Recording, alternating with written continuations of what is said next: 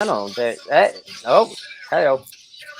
I don't think they're gonna do the and don't don't copyright us. Bo knows this and Bo knows that, but Bo knows Steve. Bo can't rap. What up? All right. We're joined live here by Steve Horney. What's up, beautiful And people? you can say Horny. That's right. That's the proper pronunciation, folks. It's not Horney. It's not Horney. It's like, exactly no way. how you want it to No be. way. It's Horney. He's joining us from New York City. Where are you? What institution of higher learning are you in? I'm at NYU. I'm at NYU's physical therapy department right now. So very nice. Awesome. As you can see, clearly. I look at so many x-rays here. It's all the time. For those not familiar, Colorado, we can order imaging, and that's making its way around. Can you do like low-level NSAIDs or no? Do what now? Like low-level NSAIDs? Like non-steroidal? Yeah, I know what an NSAID is. Yeah, I didn't hear you say it. We got two quick quotes real quick. Jake, you know Jake Boley? Jake Boley. What up, Jake? That fit friend, go check out his YouTube channel. Great. Where he puts a lot of work into it, and he's always reviewing shoes. If you're a shoe person, check out the shoe review. He also has a very nice physique, so he always shows that off. So and there's those nuance healers, man, you cannot top them. They're just freaking Hunger Games, folks, every day. So I wanted to jump on this because you have a course coming up, and for anyone following along, this is for. I'll let you talk about it, but I'm just going to cue it up, and I'm going to mute myself because Lexi's in the back barking. If you can't hear that, but I'm going to cue it up to say it's coming up over 4 weekends. The Foundations of Health, and it's specifically for personal trainers, healthcare professionals, and I'm going to go silence my dog and turn it over to you, my friend. Yeah, I'm just going to talk to myself for a while. So this course is, and I was just talking to Bo before, and so I'll give you kind of the snippets of what it is. I think it's equally, without diluting at all, equally helpful for anyone who's in fitness, strength coach, personal trainer, CSCS, kettlebell coach, whatever it is. I think it's equally helpful for those people as it is for a clinician. And the main thing, I'm one of the OGs. I've been working, I was one of the original gym-based physical therapists. And so I've been in a gym every day for the last 10 years. And you see a lot. You see a lot of people come through. You see a lot of good. You see some bad, just like anywhere. But I feel like from working with those trainers, these are the methods that I've taught them to try and help them answer the question, why are you doing what you're doing? And I know that sounds like a very basic question, but I think it's something that sometimes can get lost, or maybe is the differentiating factor between those that take a more science-based approach and those that tend to train people the way that they have had success training. And a lot of trainers are kind of like Ferraris. And I think it's really helpful to help them learn how to drive a Toyota Corolla. And there's nothing wrong with Toyota Corollas. My grandma's car was the best car ever. But I do think that having an understanding of how to assess and address physical impairments, and when I say physical impairments, I mean a lack of strength or a lack of range of motion, how to be able to look for those, be a good detective, find those, and then make custom corrective exercise programs for those folks, I think is something that hasn't become commonplace, and I'd like to be part of that becoming commonplace. Now, on the other side, for the physical therapist, I think that our business model is really rough on us. Almost, if you're just looking at rehab, meaning when pain stops, rehab stops, which is unfortunately, as far as the insurance model and how a lot of people work, it's a terrible business model because the better you are at your job, the quicker that person is gone. And I think that me, you, Bo, really every physical therapist out there has the scientific basis to be able to help people not just get better, but get them better than they were before. And I feel really strongly that we are perhaps the best equipped folks. And Bo, I want your opinion on this. I feel like the biggest problem in the world right now is people having obesity. And I feel like, I'm not putting doctors down, but you see a doctor 1 hour a year I think most people do. Maybe that, and that was actually kind of generous. I'm not putting doctors down, but like in general, maybe you spend 30 minutes to an hour with your doctor. Physical therapists are good at building relationships, gaining trust. And I think that in general, we're better coaches because we have more time and we can titrate out that information a little bit better. There's nothing worse than seeing your doctor who's just like, yeah, do all this stuff. And then that's it. I'll see you in a year and I expect all of it to be done. I feel like because a lot of us have coaching backgrounds, we're good at saying, well, here's the thing that I want you to work on this week. And so from the business model standpoint, I think helping PTs really use the knowledge they already have in their head and synthesize it to help them really be good strength coaches. And when I say strength coach, that doesn't mean that everyone's going to have to be barbell deadlifting and doing cleans.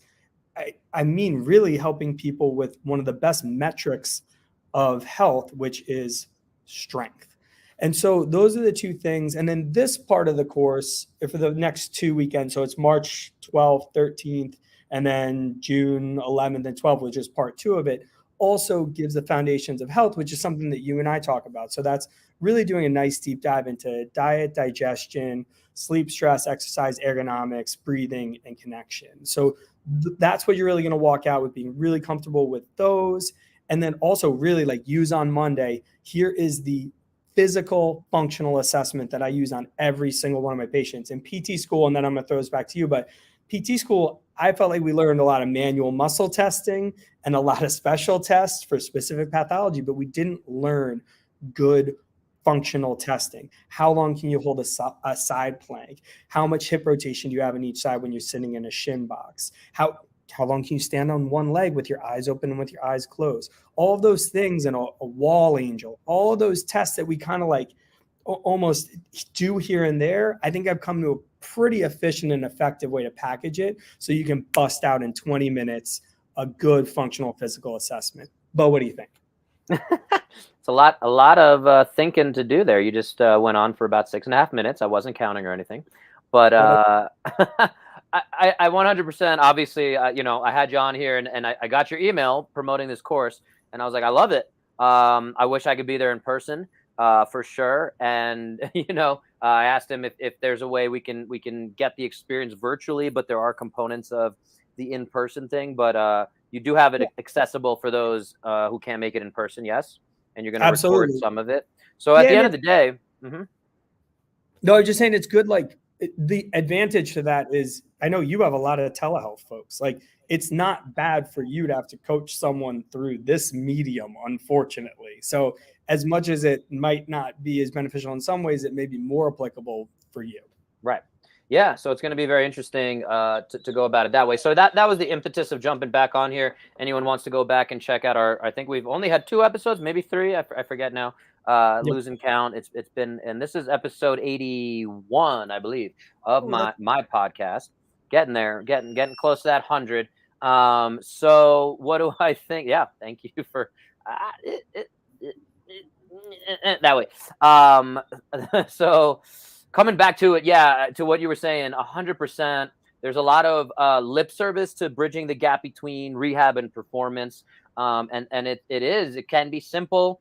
And there's just so much scarcity, scope of practice. I've recently played with changing my title. I've been, I share this very openly that I spent $100,000 getting my doctorate in physical therapy. And like, I almost don't want to be called a physical therapist for those reasons. We had a call recently off air, but we talked about this concept and, I'm playing with different terms like long-term health coach and physical retirement specialist. Because at the end of the day, I feel like what I'm trying to provide, and somebody reflected this back to me of like, can't physical therapists do the things you're talking about? I'm like, yes, we can. And personal trainers can do the things we're talking about. And there are state laws and scopes of practice and all sorts of fun stuff there. So, I just want to echo the fact that, I obviously, I'm 100% aligned with your mission. I use slightly different language. I talk about the 5 pillars of health instead of the 8 foundations of health. But at the end of the day, this is amazing that we can be getting this out to more folks. And hence why I wanted to do this. And so if Jake wants to jump in there, he's in the personal training online space.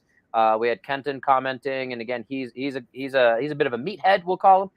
So I'm sure he could benefit from it. He doesn't work with clients necessarily, but he's someone that can benefit from these concepts. And at the end of the day, for me, the big thing that I want to add in that I've been reflecting on again about my practice is my goal is to empower the patient. And like you're talking about, it's a different model. We get that sometimes if you're good at what you do, you're getting them better too quickly for the insurance model. So at the end of the day, I say, hey, why don't we spend 6 months together, and we're going to check in daily pretty much. And we're going to build these habits with environment, gut health, food, things, hydration, all these different things. And at the end of the 6 months, my major claim I'm making here is I think you're going to know more than 95% of fitness and healthcare professionals about what you need after working with me. I'm deputizing you to say, oh, like I now understand what all my Whoop data is telling me. I now understand what this cholesterol thing is. So, that's my goal. And I'm still trying to package it as nicely as you've packaged it, and applause to you there. But yeah, so I'm definitely on board with what you're talking about. If that was your throwback to me. Yeah, and I would like, again, I'm gonna publicly, we said this off the air, but I'm gonna publicly ask you. I like you as doctor of physical therapy, Bo. You're exactly what a physical therapist can and should be. And if you walk away, then there's less of us folks who are in physical therapy who are doing what needs to be done. And Right. The more that we saturate with people like yourself and myself, I think slowly that Titanic-sized boat starts to turn around. And then people do start to think of physical therapists as people that they go to get stronger and more fit. And that there's nothing about vanity. It's everything about health. The most important and most highly regarded and recurring in the data metrics for how long and how well you're going to live: VO2 max, lower body strength, grip strength, which is always like the funny is like causative, correlative. Doesn't make a difference. It's in there. And it's just really, again, for me, with I think everyone got a little knocked off their axis with COVID, but I think it also centered a lot of people. And I feel like there's no better time for us as physical therapists to kind of take up this cause of helping people be preventatively healthier. And really what people need to do, again, you said diet. It's really tough to help people with their diet from a doctor's standpoint and just say like, oh, here's a handout, because that's what it ends up being. And it ends up being too much. And as coaches, again, we can say, you might want someone to give a trial to an elimination diet. I feel like I need to say this outright, is I don't ever want anyone to feel bad about their body at all. And I understand why there's so much pushback to people feeling like dieting should be considered a bad word. I'll kind of look from the other side a little bit and just saying that I think if it can be framed in the appropriate context, that this is for your health, if this is not for your vanity, I think that it does have a place. And I'm not saying that everyone needs to do an elimination diet, but there are certain people who I think would benefit from finding out whether the foods that are going into their body are helping or hurting them. And I don't know a better way. I look forward to the day when there's a blood test that says you should have strawberries, blueberries. I want to jump in there because I've been in this identity crisis that I'm going through. One of the paths, and CrossFit recently is an organization that I've enjoyed being somewhat of a part of and doing their certifications as a supplement to my understanding of the human body. So recently, based on their change in ownership and all those stories, for anyone not familiar, we can go down that path another time. They've shifted and they've aligned with this company called Wild Health. And so they're doing a CrossFit Health coaching, whatever leg of the company, and they're basing it around genomics. So that's where I wanted to throw it back to you. And I know you've looked in this space. I have my opinions and I'm happy to share them, but I want to ask you, how do you feel about the current science of genomics being able to tell us yeah, you should avoid strawberries or coconut or more fat focused. And so I don't know how deep you've gone into that. And if you haven't, that's all good. Yeah, none at all. Once I reached the barrier, which is a very common test, those food sensitivity tests, and coming to the conclusion that an elimination diet trial, 2 weeks, 3 weeks, nothing too crazy, is more effective at actually helping you understand what you should or shouldn't be putting into your mouth. And then from following the genomic research in general and knowing that maybe it still has a ways to go. And I don't think I'm saying anything that's like appalling or I would get hate mail for. How dare you? More or less just stopped trying to answer that question, but you probably dug deeper. What have you landed on? I've landed on we still got work to do, and I don't think the research is there. I've spoken with a few folks who utilize versions of it, and that's the thing. I think that it comes back to maybe correlating it with let's test this out, and maybe we do have this blood work or data that shows us X. And the same thing with food sensitivity testing. I think there's a long way to go there, and a lot of the companies you might pick 10 companies if you Google it and try to do food sensitivity testing, and maybe 9 of those companies are, first of all, you might get different results day to day, is what I understand. Second of all, you might get 10 different results if you go to 10 different companies. So that's my impression of it. Sure. That's as far as I've gone in the research. I've spoken with a few folks who utilize this from functional medicine practitioners, and so trying to understand how they're coming at it is yeah, let's try these elimination things. Let's do this testing. If it doesn't cost too much, where is it useful? If it's $300 to get a full workup and it gives us some data and you have $300 to spend, great. If you're only willing to spend $300 to do a consult with me, then I'm not going to send you for additional testing. I'd rather you do 300, when it comes to, you have a $2,000 budget to work on your health. Let's figure out what the best use of that money is. I don't think genomics, food sensitivity testing are those things. And I'm 100% with you. The book you recommended, the Michael Ruscio, Healthy Gut, Healthy You, things like that of let's sit here and I wish, and if there's an app developer out there who wants to work on this, an N equals 1. I'm going to share my concept of N equals 1 of, cool, you're going to start eliminating dairy for the next 30 days. What are we paying attention to? When you reintroduce dairy, how much are you reintroducing? And how much, what are we looking at? Is it your poop? Is it your phlegm? Is it your inflamed feeling? Yeah, skin health, all these different things. So I know you and I can geek out on this, and we have you. I think we should defer folks to our previous episodes. Yeah, sure. But yeah, so that did trigger that thought in me, and to your point about me, folks like me staying in the physical therapy space and keeping that title. I've also recently, I'll share with you, and again for this here is the American Physical Therapy Association, APTA, and I'm going to put you on the spot. Are you a member? Are you involved? Yeah, I am a member of the APTA. Yeah. And do you get involved? Do you go to the meetings? Any of that stuff? I pay my annual fee very quite regularly, and then I kind of leave it at that, right or wrong. That's okay, and there's no judgments here. And again, like I'm saying, I'm kind of navigating that space. I was very involved as a student, 2005 to 2008. I was on the National Student Assembly Board, back in the day. Yeah, I don't know if anyone here listens to Tig Notaro has 2 podcasts. But one of them with Cheryl Hines from Curb Your Enthusiasm, and they always, braggadocious alert, and they'll always kind of joke about that, and that's definitely one of those situations. But at the end of the day, after I graduated and I kind of saw I'm going on a very different trajectory than most physical therapists, and I don't really want to be involved in this fight for Medicare cuts and insurance reimbursement. I want to move as far away from that world as possible, but is there a place for us to kind of,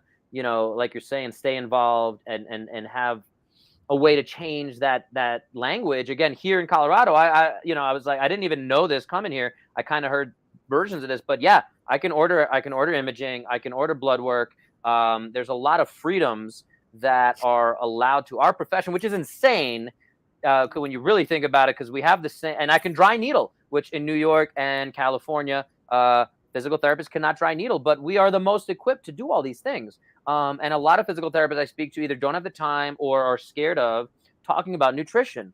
And that is well within our, and the APTA speaks about that on their homepage, or one of their main pages, of we should be addressing nutrition. And from what I've been in physical therapy study groups or journal clubs where folks are like, I don't touch that. And I'm like, well, like, how much are we doing a disservice to the profession and to our patients? And at what point does it become malpractice? When you're recovering from an ACL, you're going to recover, like, you're going to follow the protocol, but to not say, hey, why don't you try this much water and this much protein, and you're going to recover 25% faster. I don't know if there's a single study or a litany of studies that's going to, show that in ACL with, 25-year-old or 52-year-olds, whatever it is. So how do we apply that? I don't know. Anyway, but that's my little rant on that. And in terms of the APTA, I'm dancing with them now here in Colorado. I'm like, I kind of want to get maybe, and like I talked to one or two of the people, and I'm like, especially because here we've gotten so much, they've done so much for the profession here, and in the state now, that, like, when I was in California and New York, I was kind of like, I don't know if I feel the need, like, I don't think it's going to make a difference. Here in Colorado, I feel like we've got all these things, and I think there is enough of like a precipice or call to action of saying, like, I want to make sure we keep these things, because I spoke to folks in New York, and it was private practice owners and folks in similar situations, and they're like, and like you're saying, yeah, maybe it's beneficial to pay the dues, but then I see the APTA spend, I can't even imagine if it was $500,000 or $1 million to have an ad in Times Square, and maybe it's because they were a nonprofit, maybe they got a cut or whatever, but I'm like, this is what we're putting out there, and of course, what the images that we're putting out there to promote the physical therapy profession are not what you and I do, are not pushing health forward, and it's continuing to push us into that rehab model only when you have surgery, only when you have a significant injury, and we're still the fifth preferred provider for low back pain, in many studies. Like, so anyway, the stuff, have you not seen that data? No, that's pretty nuts though. Yeah, it was chiropractors, obviously, massage therapists, acupuncturists. Acupuncture might have been fourth or whatever, and then like primary care physicians. So, and if you go to the ER and things like that. And so one of the former presidents of the Colorado Physical Therapy Association here, Rebecca Griffiths, I'll shout her out. She works in an ER. And again, most people don't even realize, like, oh, what's a physical therapist doing in the emergency room? And when you come in with a musculoskeletal condition, we are the experts in that. So I think we do a terrible job as a profession. That's one of the things that I'm like, we have this skill set, but that term means, to most people, physical therapy means I'm recovering from a surgery, I'm getting hot packs, stim, a light TheraBand, maybe a little hands-on massage, and that's it. And usually they're super nice and personable, and we can tell anecdotes, or we could talk about, the Colorado Avalanche or whatever. But yeah, it's something that, and the other one I'll bring up real quick, since we're ranting about the profession, is how do we get portrayed in media? It hasn't been good. There's not a lot of great portrayals, and that's not necessarily the profession's fault, but at the same time, there's some reality to what's the term, reality imitating life imitating reality, or something like that. So I think I messed up the title, but I'm gonna throw it back to you. Yeah, I'll take the optimistic view on this one. But I feel like we're on a PTI, like you're going to just take one and I'll take, even though we probably have a little more central views. Yeah. But I feel, and I said this earlier, I feel like I was one of the early gym-based physical therapists, partially because technology allowed it. So Square, remember that thing that you used to like slide your card through on someone else's phone? That had just been invented when I started my own business. Google had just enough free stuff that I could run everything off of my phone and off of Google. So I didn't have to pay a front desk. I didn't have to pay for a phone line to be able to run a credit card and pay the monthly processing fee. Once those barriers of entry dropped down, you started to see, and again, I feel like I walked through that door first, a lot of PTs living in the gym space. And I feel like that would have to happen first before the portrayal is again going to be that slow turning boat.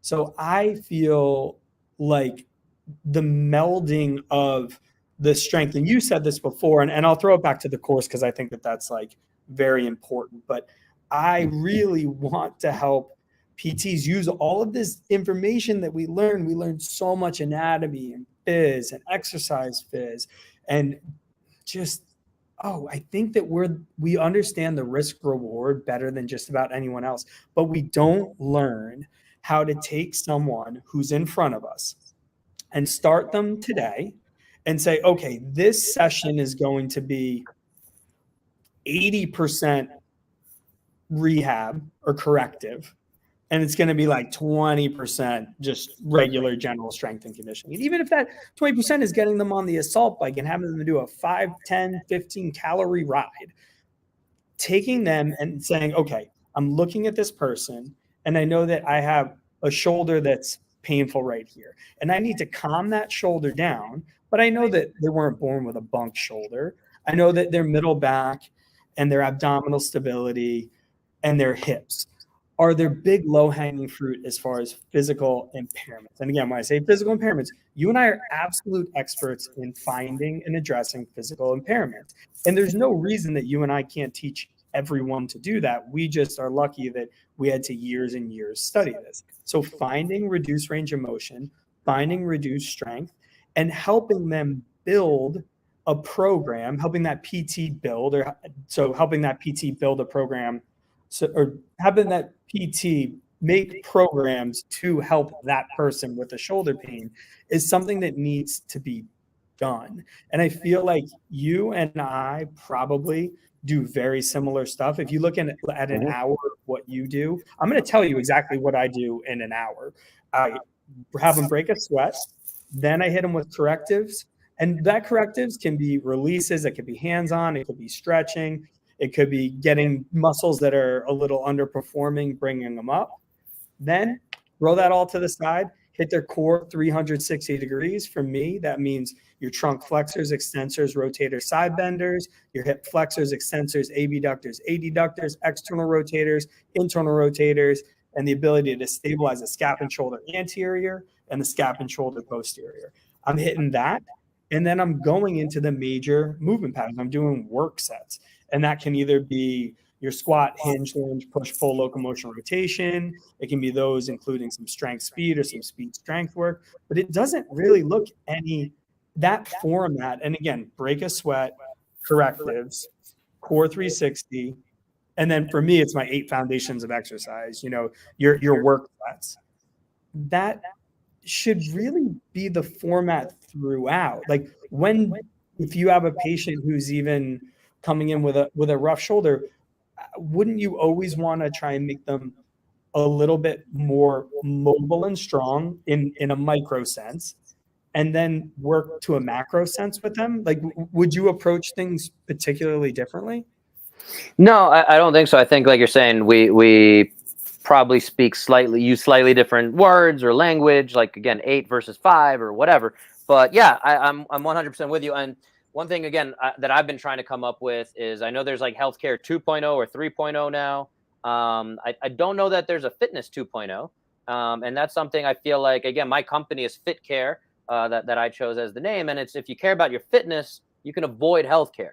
And so my goal is that prevention is that, and it's that definition. I think that's what we're talking about here, is that same, if we move people into these skill sets of fitness, yeah, like you're saying, like the shoulder's going to take care of itself. We can, any monkey, pardon, I might get some flack for that one, but yeah, it's any machine and AI, and that's the danger here, is going to be able to fix shoulder pain.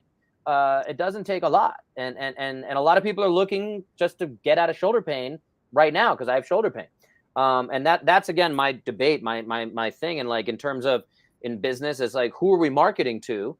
I like the concept of like, I'm going to market to whoever loves me and whoever like appreciates what I say, and that's who I want to like bring in, and I'm going to put out what I put out, and whoever comes in, that's who's coming in, and I'm just going to be authentic. I'm not going to say like, I'm only targeting 42-year-old guys who, you know, want to have a six pack or whatever the thing is. So yeah, at the end of the day, I do think we're on the same page with a lot of that stuff, and I appreciate that. And so it's coming back to, and I'm working with our mutual friend Richard Simister, who I've had on recently, and he's kind of like, you know, he just moved to Connecticut, and I think he's been dealing with some health stuff, and ultimately he said, I want to go through your system, and you know how, and he wants to learn to deadlift better because he recognizes he's got weird shapes. And he might very well listen to this, and I think he'll acknowledge that. He has Trap weird bar deadlift. Can we get him doing the trap bar? Am I the only one that like loves the trap? No, I love it. Island here. It's just you and Joel Seedman. Joel Seedman, of course, does like all sorts of weird stuff with it. But I'm serious. Like I love the trap bar deadlift so much for everybody. I just want to I want to shout it from the highest mountain how much I love. And if someone's like having lower back pain, being able to easily put it up on blocks and put a stretch strap so that there's more resistance, like when they're not coming out of the hole. So I just felt like I needed that documented. Oh, trap bar deadlift. I love you so much. Yes, indeed. I thank you for that. And trap bar deadlift will love you right back.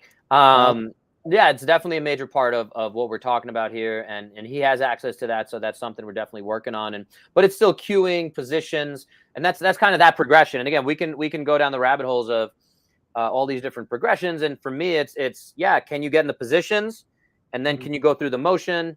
Right now, we're still working on his positions and making sure he feels the positions. And I think that might take like a month of spending time hitting positions, feeling positions, and then adding in the motion, and then adding in some speed to it, and then adding in some resistance. So, and unfortunately, that's not a system that a lot of people want to do. This was always my thing when I taught CrossFit classes, and I had newbies saying like, hey, if it was up to me, I'd keep you with this PVC pipe broomstick for a month or 5 months, depending on where you're at.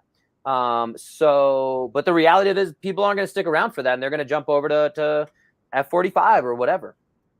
And what do you use, Bo? Because now I'm asking, you know, he's not there with you. So you're obviously having to telehealth. Like to answer that question, when you're talking about getting him into the position, I immediately am like, okay, can he do a wall angel in the 8 foundations of movement?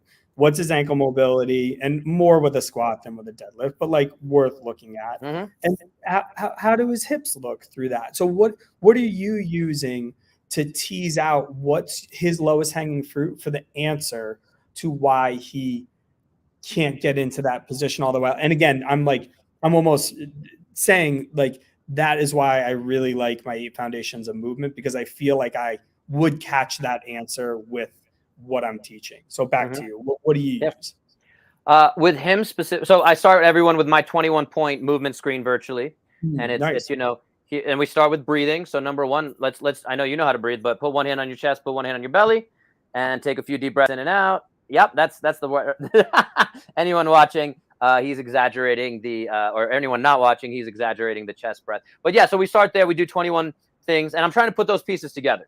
Where are there deficiencies? And I analogize it to a report card and saying like, hey, your language skills are not that good based on everything we're looking at. And we do tend to touch on all of the primal movement patterns, one of them being that hinge pattern. So then we're looking at a few. He has a trap bar, he has a kettlebell, he has a barbell. So I looked at each of those and then saying, you know, for a lot of folks too, it's not just can they get in that position, it's where do they want to go? Where do they go when they have that load? And he's a relatively experienced athlete. You know, he's in his 50s. He's played college sports. He's a physical therapist. He does capoeira. He does all these things. He's a drum athlete. We can call him that. So at the end of the day, he has these patterns. And so it's just seeing it on video and saying, hey, send me a video of you doing 5 reps of a trap bar deadlift. And so I can see he's overextending. And one of my movement screens is put a PVC hinge. So you put the PVC or broomstick on your head, 3 points of contact, head, shoulder blades, and tush. And then you do your hinge. And can we do that? And if you're going too far, if you're not keeping 3 points of contact, all these things. So I'm putting those pieces together. So I don't know how deep you want to go into that. No, that's just one. Is Jake still here? I'm just curious. Can you see if anyone's? I don't think he is. No. If we then I'll talk trash about him behind his back. Okay, maybe he won't. But like Jake's a really good example. Freaking ox, right? Absolute ox. No joke. For anyone who's not familiar with Jake, who commented earlier, I think he can deadlift over 500. He can back squat over 400. He was chasing being able to squat 500 and run a mile under 5 minutes in the same day. Just picture the fittest person and then make them like 31% fitter, and that's but not like an absolute monsterish looking thing. Like you said, he's like I think he's kind of what we would all, or I wouldn't be upset to be able to perform like that, like being able to run a 5-minute mile and deadlift 500 pounds. And yeah, he was doing the 555 is crazy, but he's a really good example. He knows everything. I mean, CSCS, masters, all the way, super, super knowledgeable. But when we put him into that bridge squeeze position, we noticed that one of his glutes wasn't working as well as the other. And that's kind of why I want people to consider using a good physical assessment. If you have another one, fine, but something that's standardized and very comprehensive, and you just do it to everyone, because you don't want to be the person who's just looking in and around that area. You need to look at the whole body. It needs to be comprehensive. You need to find those silent physical impairments, because those end up causing huge trouble down the road. Like when PTs are like, oh, I feel like it's a grade, like what's going on with them? They're like, oh, it's a grade 2 supraspinatus strain. I'm like, that's like a detective being like, everybody, I figured out the house that got robbed. You're like, that's not the goal of this. It's figure out who robbed that house. Like, what is happening with this body where that's the wear out point. So that's kind of my like big thing, is I just want everyone. Okay, I want everyone to be able to work 1 hour one-on-one. So for any physical therapists that aren't in that setting, I really hope that if you have your side hustle and you're going and you're working towards it, that eventually you can work to be 1 hour one-on-one. Personal trainers are already at 1 hour one-on-one, so they absolutely have that amount of time. So the first thing is like, do I have enough time? The next thing is getting something you can rip out in like 20 minutes that really goes from head to toe and is going to give you a lot of that low-hanging fruit, and as important as that is.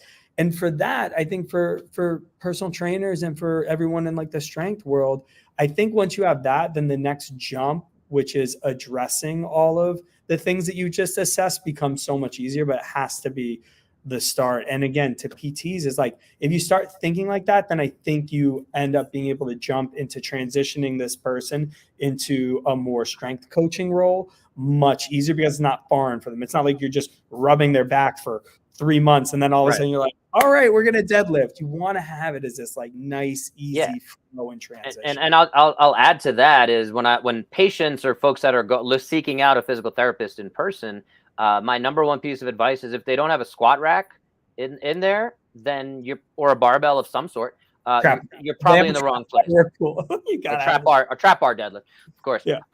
Which I have in my garage. I'll be, but one of my favorite things to do as a warm up when I play around with the trap bar is actually to bring it over my head, and I do presses. That's one of my favorite things to do with the trap bar. If you have everyone in the world do, and I'm asking you this, and I'm saying these are my two. I'm going to ask you. Can I ask you one question real quick? Yeah. So if you could have everyone in the world do a trap bar deadlift, be proficient with it and do it, or do rear foot elevated split squat, which one would you choose? And you can like choose your own two, but those are my two that I'm always like. You're debating between the two? Yeah, which one would you rather have if everyone was good at trap? And when I say good at, like, I don't know, just say body weight. I mean, form, the mobility. Yeah, all that.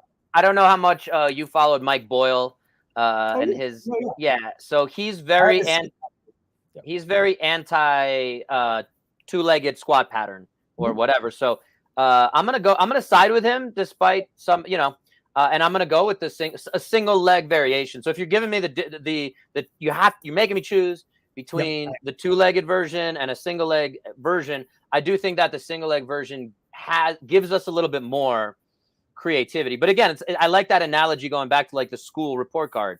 It's like saying, hey, you've mastered language versus saying like you're really good at, or math, like you're really good at like algebra.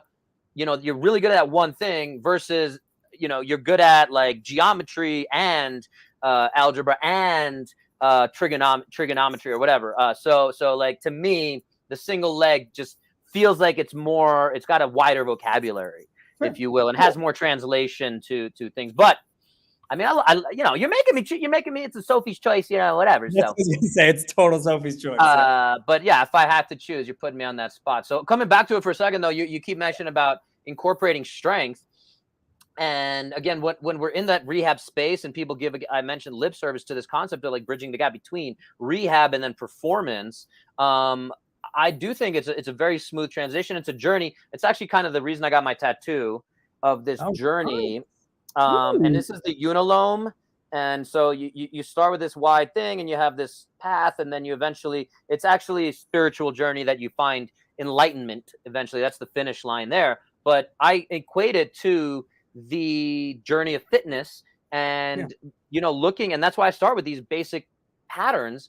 And I always start with breathing, because if you can't breathe right, all this other conversation to me is useless. And we're doing a breathing challenge at the CrossFit gym that I'm working with right now for the month of March. And I'd love to share that, and some of the things that come out of that. But, that's that journey. And again, it starts, to me, it comes back to my concept of, are you competent in all of these things?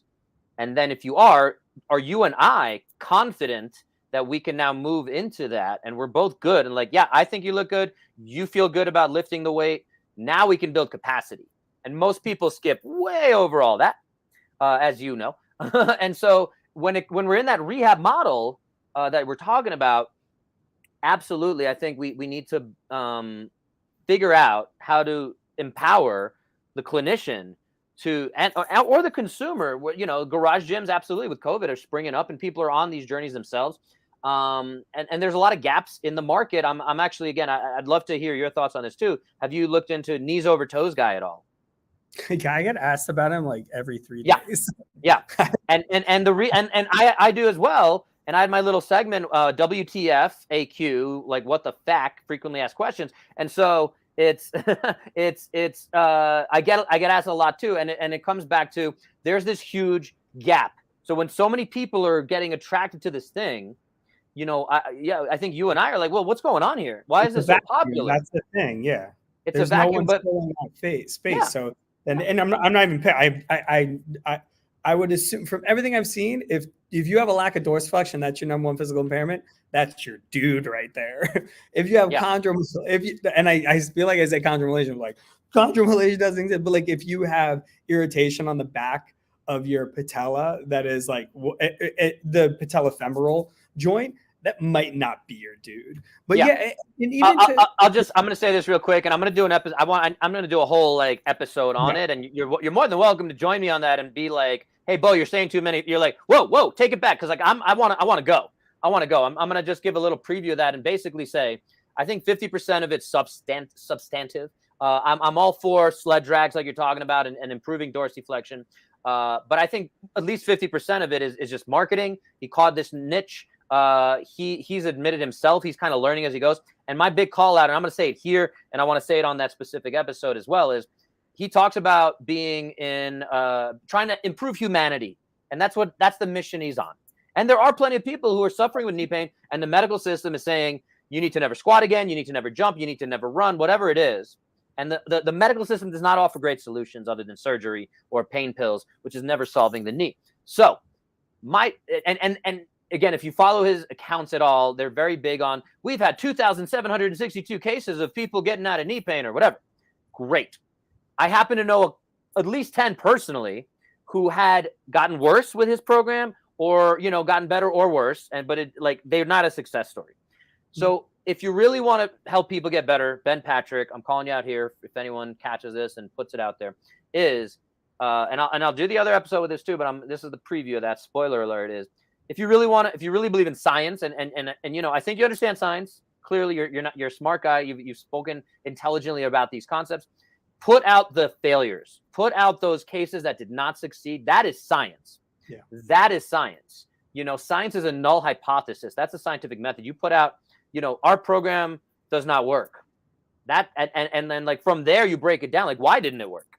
That's science. It's not, hey, we happen to luck out and have 3,000 people improve their knees from our program. There's definitely stuff there. Again, 50% at least is cool. Like, I'm all for these deep range of motion concepts, building it, progressing it, building, I don't love the QL raise. I don't know how you feel about that, but there's stuff in there that whatever. Again, and the tibialis anterior is not the most important muscle in the history of the world. Do we need to really isolate it and be training it more than anything else? I don't know. We can talk about that. We can get down to the nitty gritty. But at the end of the day, I do think that's where our society is, and that's where people are gravitating to. And again, like we were talking about, like Jake, this is a good-looking dude with his shirt off, dunking basketballs. He said he had 7 knee surgeries. Very compelling stuff. But yeah, what's the science? And he talks about, what I'm talking about is going to be in the textbooks 15 years from now. I'm ahead of the curve. And science is slow, but I don't know that we're going to see that. And so again, if you're truly on that mission, Ben Patrick, I'm going to call you out and say, like, put out those failures, put out all the failures. And let's try to understand why they're not working. And I think we all have a lot of different thoughts around that. We could pontificate here, like PTI, I like that reference there. But yeah. So anyway, that's my quick little spiel there. But episode. I want to wrap it back up. And again, the dog is very mad at me right now. She wants to go out and play in the snow. So coming back to it, tell us about your seminar, virtually, in person, all the details, and we got the dates already. I'll say March 13th and 14th is the first weekend. 12th, 13th, yeah. 12th, 13th, sorry. Yeah, no sweat. And if you could drop a line in whatever show notes thing, that'd be awesome. Yeah, and if you're not in New York and you can't be there, use promo code online. You'll save $100. So it's a little bit more reasonable for you. But yeah, just when we were talking about, and I'll go back to kind of the beginning, but PTs are great at strength in isolation. We know every EMG study about the external rotator cuff and every glute med study that's been, and we're great at that. But that's isolated strength, functional strength, multi-joint, the way the body actually moves. That's what I think I can help most people. Not, I can help you learn. I can give you my 47 cues and you can give me your 89 cues that you have for each lift.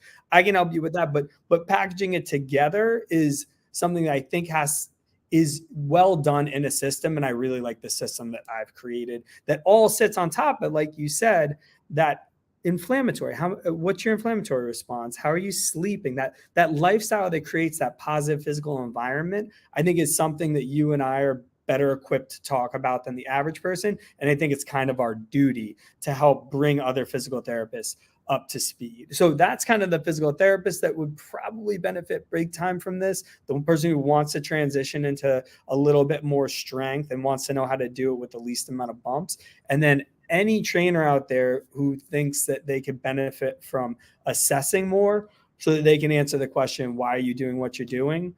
And I think everyone should be able, that's science, like you said. Why are you doing what you're doing is the question that we always have to get asked and then always have to answer on any given day. And I think that is something that is extending into the strength and conditioning world in a good way. And if you want to get there maybe a little bit faster than the average bear, happy to help you with that. And I really think that it makes you then, and not to talk about money, but that's how you kind of lure people in a little bit. Your business is going to change dramatically because you are then that much better than what they can find on Instagram and that much better than what they can find on YouTube because it's a custom corrective exercise program for them. So with all that being said, I hope people end up coming and it's great. And we'll all learn together. Like you said, that's science. That's how it should be. Anything you want to close with after that rant? That was pretty good. I really look forward to your next episode. Big time. And your beard looks super strong right now. Anyone who's just listening right now is missing out. I appreciate that. I do need to clean it up a little bit. I might have a trim next week, but going skiing this weekend, so we'll have this all covered in snow up at Crested Butte. No, I'm good. I think we drove the needle into the coffin, maybe, I don't know, or or the stake, the stake into the heart of the vampire. I don't know, but yeah, I think we covered it again. I think this is either our 3rd or 4th episode, and we get passionate and we get caught up, and I've had people from previous episodes, and I hope the same happens from this one, say like, I caught that episode and like I didn't know half this stuff and I got fired up, and like That's great. Yeah. And again, Let's change the game, man. Let's change the game. That's where I'm with it's you, at. man. I'm with you. And it's just, yeah, we're all stronger together for sure. And that's where, again, I get frustrated with the APTA, not to open that rabbit hole again, but is I feel like I'm over there saying this stuff and I don't feel like anyone's saying it back to me. And they're kind of in their own little bubbles, and that's fine. And that's a good thing too, but that's its own thing. So anyway, yeah, I'm excited about this course. I'm planning to be there. So, and learning more as always from this man, Steve Horney, PT, MPT, CS, and all that good stuff. So looking forward to it. We're going to sign off. Any other, I know there's a website on your shirt. Show them that one. iHealth Sciences, a little higher, iHealthSciences.com. And yeah, hopefully you guys get a lot out of this, get at least 1% better. And we'll see you at March 12th. Where is it in person? What's the name of the facility? Studio 26 in Chelsea. Great space. Yes. So hopefully, if you're anywhere near that area, in the New York City metro area, you can get over there and attend the course in person, especially if you are in the healthcare fitness space. I'm going to hope to get my buddy David Corona, my co-host of my other podcast, A Man Better. He's on the Upper East Side, so love to get him down there. I don't think you guys have ever met.